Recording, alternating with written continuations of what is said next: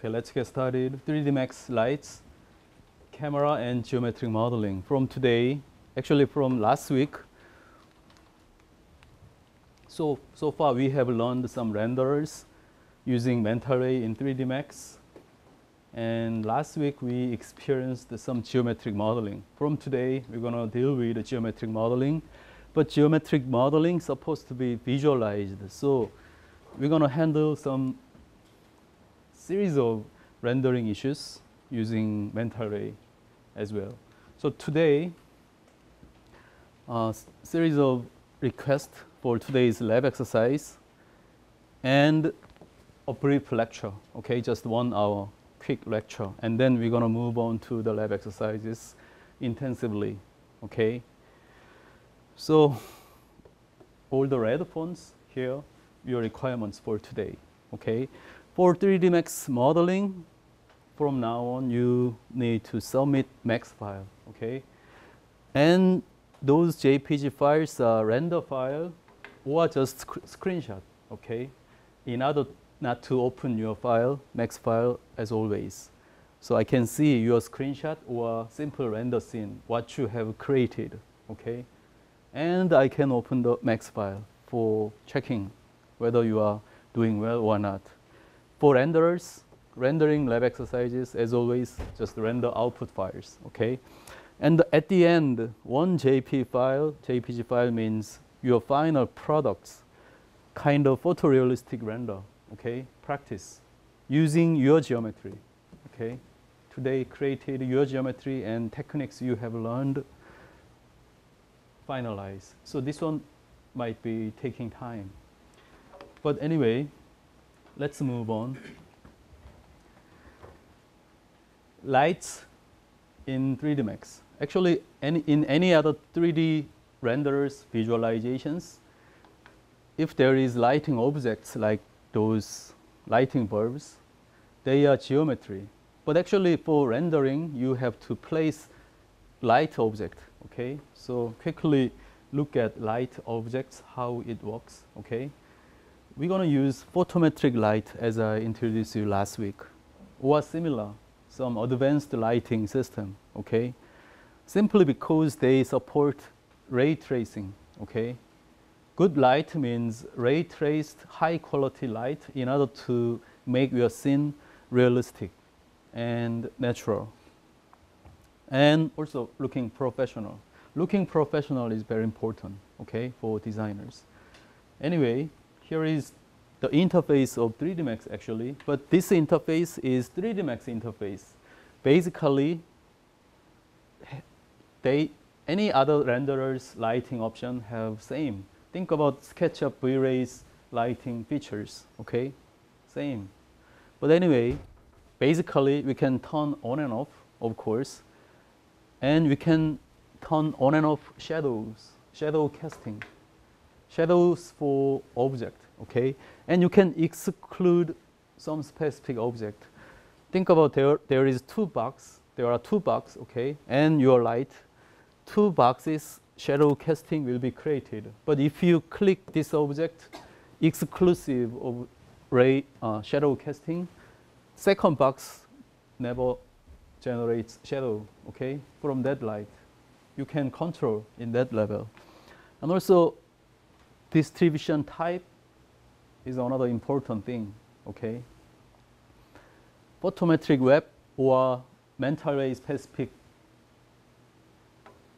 distribution type is kind of default, okay? Simply say if there is lighting source, 360 degree to entire 3D world is default. But if you choose spotlight, you know what is a spotlight, right? Spotlight, specific area lighting. You can control that distribution type. Distribution means that aspect of the light. And color, of course, okay? Filter color, default white, but you can put red color, okay? Red color means red filter in order to make your scene red. Anyway, candela, of course, brightness control, but this is realistic, human dimension based, okay? So I told you This one based upon actual candela. So if your model is too small, this candela is too bright. Otherwise, if your model is too big, out of human scale, in that case, your model is going to be really dark. Okay, so that is why you have to keep in mind your human dimension or human scale in terms of human scale. Okay. Anyway, emit light from shape. Also another important thing that I told you at the beginning of our lighting system. So this one, emit light from shape, cylinder, point, line. But usually we have cylinder or sphere. That's natural lights, regular forms, regular shapes. Anyway, let's move on. The actual options of the 3D Max interface: create light using photometric, not V-ray or some other standard light. Okay, so usually we're going to use free light nowadays. We don't need to put any mental sun and sky if you are dealing with building interior. Okay, it doesn't matter even if outside of the building has sky and light. That's okay. But anyway, for interior, we're going to use this photometric light, and very specific and important options are listed up. Let's take a look at this example. And also you have to carefully see the shadow casting. Okay, 3 lights on ceiling virtually, and the shadow casting looks kind of sharp edge. Okay, simply because, okay, some changed the candela. Okay, but take a look. This is 3D Max viewport, and this is line, shape, light source. That is why your shadow casting is looking like this. But if you change this one to, take a look, the shadow casting, something softer, because this one has cylindric shape of the light, emit from this cylindric shape. Okay, think about real world. If there is some point light or line light, your shadow casting looks like this. Okay, that's realistic. But in this shape, of course, your shadow casting going to be changed. The next example, spotlight. Okay, spotlight generates this kind of shape and lighting effect. And in any detailed lighting option or any other options, you can find a bunch of more related specific options. You have to control, you have to know if you want to use them. Okay, and this is another type of light, IES light. Okay, there are several different type of lights. We're not going to deal with everything, but if you need to figure out how many light types are there and how can I apply that to your design. That's your subject for study. For example, this one has 2 different type of values: fall off field, hotspot beam. By controlling those numbers, you can change the radius values. Okay, effect, even this kind of lighting effect. Okay, so in my demonstration example file for today's lab exercise, 3 lights, but black means they are turned off. Okay, turned off. But this one turned on. That is why you can render this in. But if you turn off spotlight and turn on this cylindric shape, kind of general, very typical rendering. But if you turn on, what if you turn on this point light? This is point light. Okay, and then your shadow casting really sharp. Okay, that's your options to control this kind of visualization. So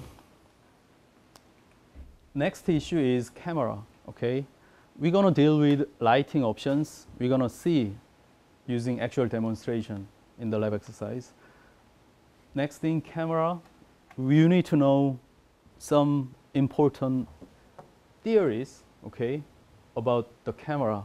Some of you may be well known to those things, I think. But anyway, focal distance, field of view, and some depth of field. Firstly, this is very fundamental mechanism of your camera, okay? This is human eye or lens, okay? And there is physical distance, okay, between your sensor, your eye, whatever, and the lens, okay? So the distance of this one, so-called focal distance, is critical. If this is short or long, your vision, your view, take a look, this one, field of view angle, probably very different, okay? This one is 3D Max interface, and it supports stock lenses focal distance values, okay? Very simple example. If there is a tree and your camera sensor and there is a lens, okay? This tree will be seen like this way, okay? Here is the tree, okay? Flipped tree. Your sensor gonna recognize there is a tree. But if your lens is moving this way, your sensor will generate this kind of views, okay? So now only this part going to be reflected in your sensor, okay? So this distance simply means focal distance, and that is why, okay, take a look, this kind of camera, okay? There is a camera and there is white colored and red rings. This is lens, okay? And some tripod, okay? This kind of camera usually used by sports reporter, okay?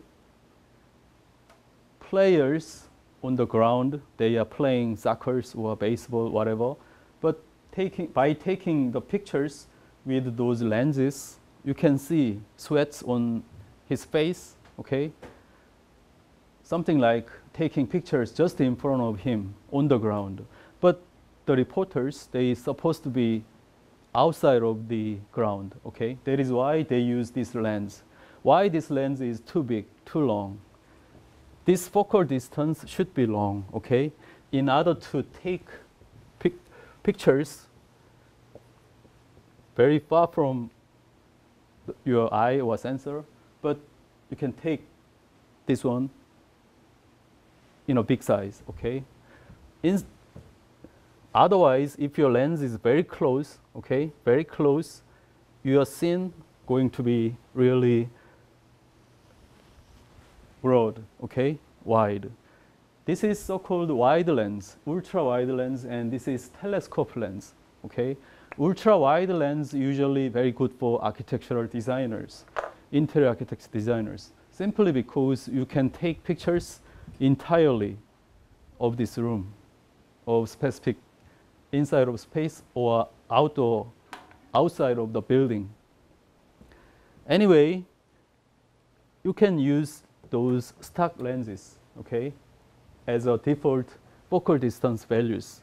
But anyway, you can control those values easily. So first thing, you have to figure out what the focal distance means and the field of view angle in order to take some pros and cons, okay? Pros of this wide lens is good to view all in a one single scene and looking very professional in terms of architectural design. But this one usually distorted, exaggerated, okay? Some banded angle, banded view, okay? Very big head, short legs, okay? When you take your friend in high angle using those lenses, okay? Big head, short leg, okay? You got it? But if you take picture in low angle using that lens, looking really tall, okay? But this one, telescope, very good for zooming in, something very far from here, but really narrow view, okay? You cannot take entire building shape, even if you are very far from that building. Anyway, so this is 200 millimeter, okay? In 3D Max camera option, same scene, same model, okay? Telescope lens, 85 millimeter, 50, 35, and this is 24 millimeter. You need to figure out 24 millimeter is close to human eyesight, okay? So if you want to take really human eyesight like scene for your interior, for your building, your object, whatever, 24 millimeter recommended, okay? This is general human eye view. What if you use 15 millimeter, so-called wide lens, ultra wide lens? This one sometimes very exaggerated, okay? This one looks really far from here, but actually not, okay? This one looks too big, exaggeration, okay? Actually, simple comparison between those two pictures, okay? This one, 50 millimeter lens, and this one has very orthogonal vertical line and horizontal lines, okay? They are orthogonal. This is really important, okay? Another example, even if it's 15 millimeter wide lens, at least you have to make your vertical lines orthogonal, okay? That's my point. 90 degrees to your horizontal bottom line. That's important simply because you have to create your scene looking professional, okay? I told you before when you learned digital design introduction, take a look architecture design magazine. No exceptions. Any other pictures in wide lens, general lens, telescope lens, they keep this principle, okay? Vertical lines always orthogonal. If this one is angled, this one angled, that picture's going to be looking non-professional, okay? In terms of architectural design, pictures, okay? So, and another reason, if this one bended or angled, your picture going to be looking distorted, okay? Not realistic, something exaggerated. That's the problem. So that's why I'm saying this one. And take a look, this actual demonstration example in 3D Max interface. Take a look the camera view. You know this room, right? Last week we created something using this one, using this model. And there is a camera to see this teapot, okay? Take a look, this wide field of view. So your scene is looking like this. That one is 15 millimeter, ultra wide lens. That is why this room is looking really spatial, looking really deep and big. 24 millimeter, close to human eye view, okay? This one is kind of very typical view, okay? Simply because it's kind of human eye view angle. Another one, 50 millimeter, okay, in this room. Now you see the view angle going to be kind of narrow, okay? And 200 millimeter, okay? The same location, nothing changed except this focal distance, okay? So you have to know and you have to control, including these features and some other options. That's my point, okay? Some examples of ultra wide lens. Really, a real picture taken by me, okay, DSLR camera. So this is ultra wide lens, but this one not distorted or exaggerated, not much exaggerated, because any single vertical lines, they all orthogonal from the ground line. Another example, okay, those lines are looking architecturally orthogonal to the ground level. And this one shows you something exaggeration, okay, distortion. The building distorted, and this sky is exactly above my head, okay? kind of fisheye, also very ultra wide lens. And this is different case, telescope lens, okay? Telescope lens to take the moon, okay? Long ago by me, okay? And next thing is depth of field, okay? Depth of field is, actually this is not that critical point, but at least you need to know this one. Usually for post-processing. Post-processing means you got your render scene for visualization, design visualization. But you can make something different using Photoshop, okay? Photoshop or something else. In that post-processing process, you can apply some concept of depth of field, okay? In order to make your scene looking professional or looking much better, something else. Anyway, the concept of depth of field is here, very simple. This is focus zone, okay? If the focus zone is very shallow, very thin, that means it has shallow depths. But usually, your 3D Max or V-Ray camera, or most human eye, has deep depths, okay? In other words, entire area, your eye or your camera has very deep depths in order to take everything in focus, okay? But anyway, 3D Max has multi-pass effect, and if you choose enable, you can make your camera depths very shallow. All others except this shallow focus zone going to be out focused, okay? But if you check this one, your render going to be really, really slow. But anyway, this is one type of special effect. And okay, let's take a look. Example. This is a design prototype done by Zaha Hadid. When I was in Autodesk San Francisco office, I took this picture as an example, okay? This picture shows shallow depths, but the focus zone is here. So all other area totally focus out, okay? Out focused. But if I change the focus zone to there, the focus zone and depth is here, and all other area going to be out focused, okay? Take a look, this same example. This is default, okay? Default 3D Max camera has deep depths. But if you change your depth focus zone to this post, this one in focus and all others out focus. This is 3D Max render output, okay? They are looking something coarse, but you can control some final gather or quality issue. Anyway, you can render this one. Another one, focus zone is different.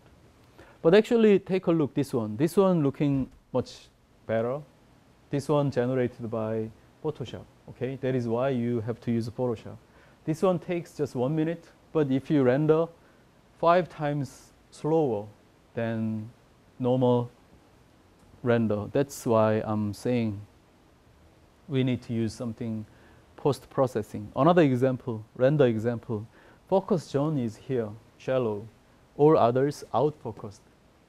But those effects can be created by Photoshop, not 3D Max. But anyway, creating this kind of render is one of your lab exercises in this semester. Not today, actually.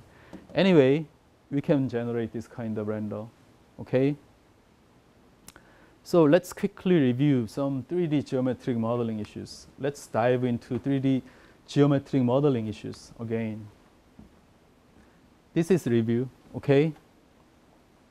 From today, you have to submit 3D Max file for your own geometric modeling, okay? So, as you know, as I introduced you before, again and again, there is geometry, and it has bunch of sub-geometric component, vertices, edges, polygons, okay? What if you draw a single line? Even a single line has geometric subcomponent. For example, it has 2 vertices or more vertices, okay? In today's lab exercise, we're gonna deal with such part, how to control sub-geometry component in order to modify your geometry. That is really important, okay? When you want to create something or a totally different one from this box, what you need to do is controlling sub-geometry components, okay? In terms of mathematical definition.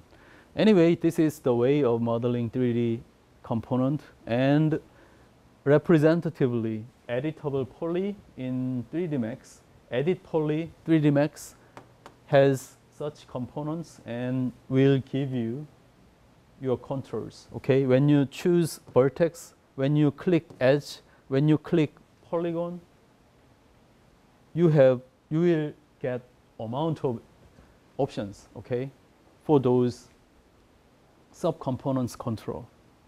Anyway, making primitives, that's the number 0, okay? That's because kind of default interface, including this special component teapot. Anyway, these are all primitives, okay?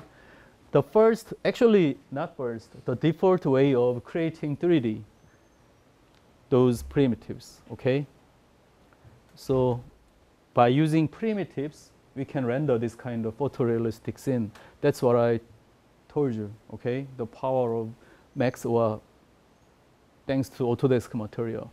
Actually, the first way of creating 3D object is extrusion. Today, we're gonna draw some complicated 2D section, such as, okay, let's,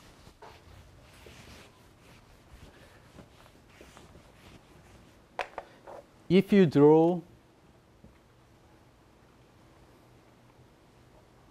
something like this line,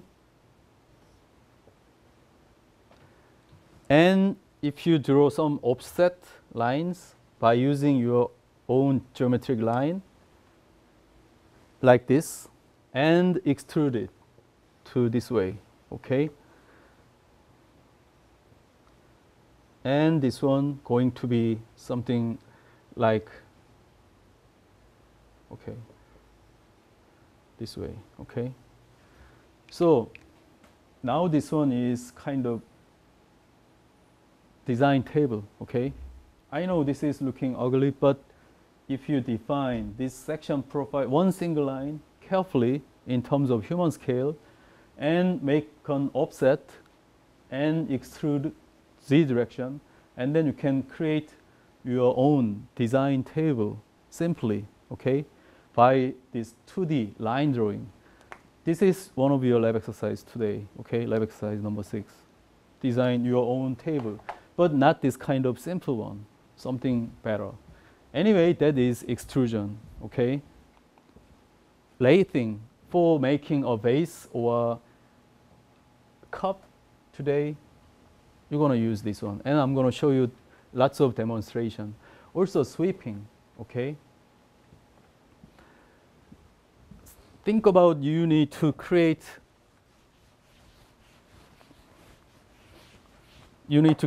a chair, very simple chair, okay? Such as looking like this, okay?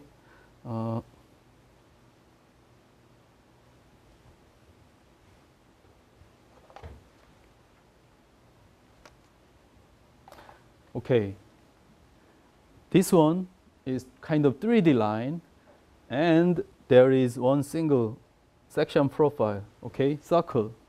And if this is pass and this is the section, okay, and then you're gonna create something like the chairs now you are sitting on, okay, the chair frame and certain type of fabric, okay, placed here, and the back fabric or some for your neck, okay, and then this one is kind of very typical office chair, okay, by using that sweeping function. And assign material Autodesk Chrome in order to make this frame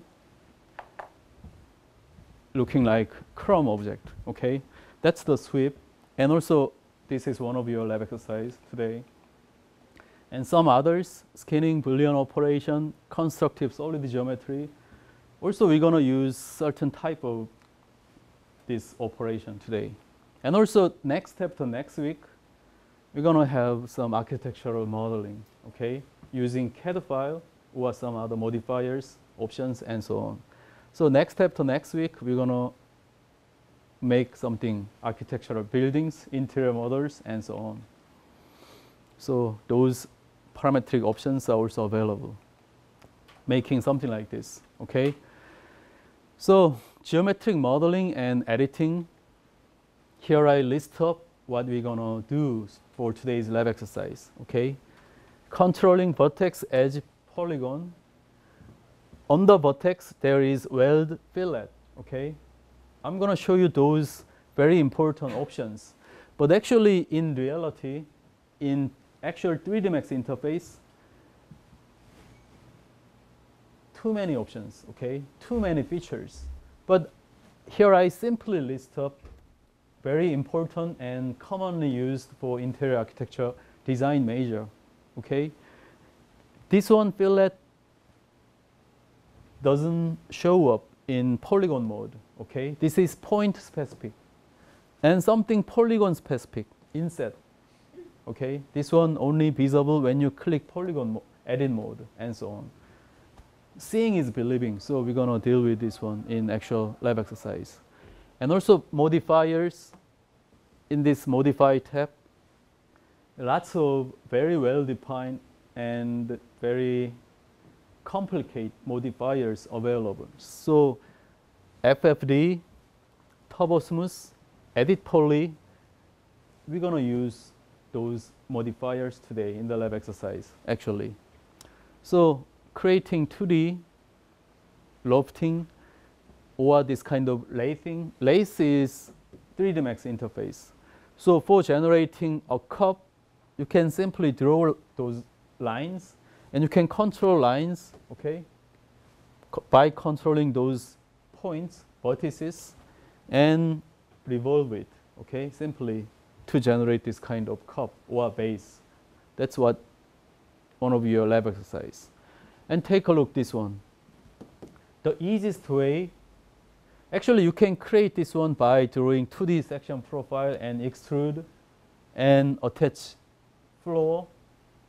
But simpler way is to create one single box and another one smaller and A minus B, okay?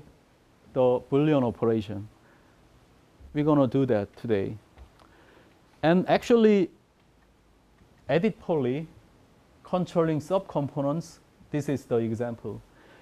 This is the original geometry, okay? Box shape with some segments. From this box, this is not a magic, okay? This is usual edits of geometry. From that box to this spoon, okay? Here is a box which has kind of enough, not too many, enough segments, okay? So this by using control segments or points, you can make changes against this shape, okay? And in the polygon mode, select some polygons this side and extrude it in order to create this kind of handlebar, okay? And bend it and make some difference or some thickness control and so on until you get this kind of spoon, okay? This is actually today's demonstration, part of demonstration, and one of your next week lab exercise, okay? Someone takes 1 hour, 2 hours, someone takes just 10 minutes. But anyway, at least you need a couple of minutes or even more. From the box to spoon. This simply means you can create anything from the box or from cylinder, from plane, whatever. From the primitive, okay? How? Controlling subcomponent of geometry using mostly editable poly, edit poly, okay? Controlling vertices, controlling edges, controlling mostly polygons, okay? We're gonna do that today, from today. Don't worry, okay? Actually, by controlling this one, we need to know a lot of interface things and some techniques, skills, not theories. But anyway, we need to learn some mechanism, not interface issue. That's, as always, that's my point, okay? So, as I introduced you before, modeling, time-consuming, difficult. Rendering, many things to know. But if you have some specific plans, principles, strategies, something like this, okay? Making some really effective visualization in 3D is not that complicated. If you have plan, okay? If you are sort of schematic, okay? If you have schema, that's my point, okay? Defining UD and exactly know what to do in modeling for environment and your object and what to do in rendering, even including some retouching, post-processing of your visualization and so on. That's my point. Some more use scenario, you need to take a look. And using some, anyway, we need techniques, okay?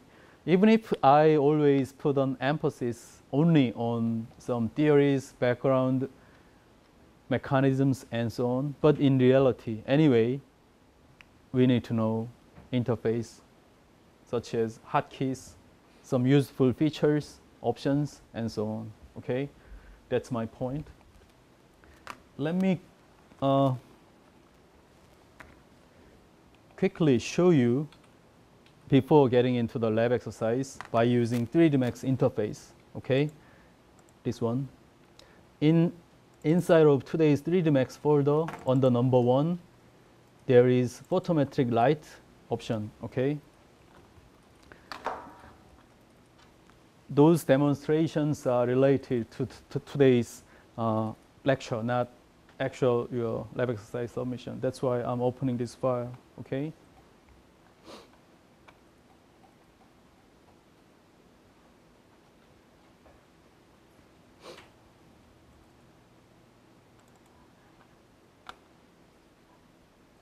Okay, you can open this model anyway. In this model, take a look, 3 lights, okay? 3 lights.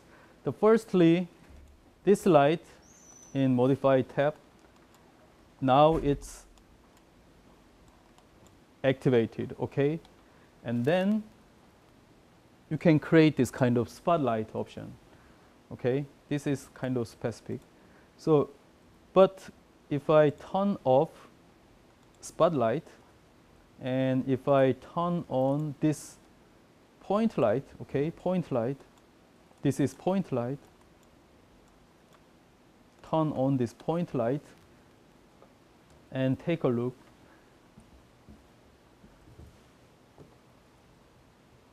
Sharp edge shadow casting, okay? There is only 1 light, actually 3 lights, but I turn them off, except this point light, okay? But actually you can turn off this point light and turn on this one, okay? Click that light and turn on. And simple render, okay? So kind of very realistic and commonly found in actual life shadow casting, you can see, okay? So this is the example demonstration file from this one, okay? That's why I loaded this file. And the next one, camera demonstration. Very easy and quick, but I like to let you know before getting into the series of lab exercises today, okay? So those are, this demonstration also useful for your submissions, lab exercise submissions, okay?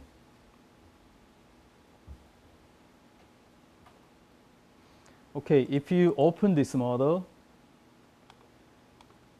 there is no camera, okay? But in this top view, click camera, click target camera, and place around here to the teapot, okay? Teapot on the table. But the problem is default location is kind of bottom line of this room. Camera is here, okay? So activate this perspective view and type C in order to, type C in this view. Your viewing going to be like this, okay? Too low. But by clicking wheel button, you can change, okay? And let me change this one, okay?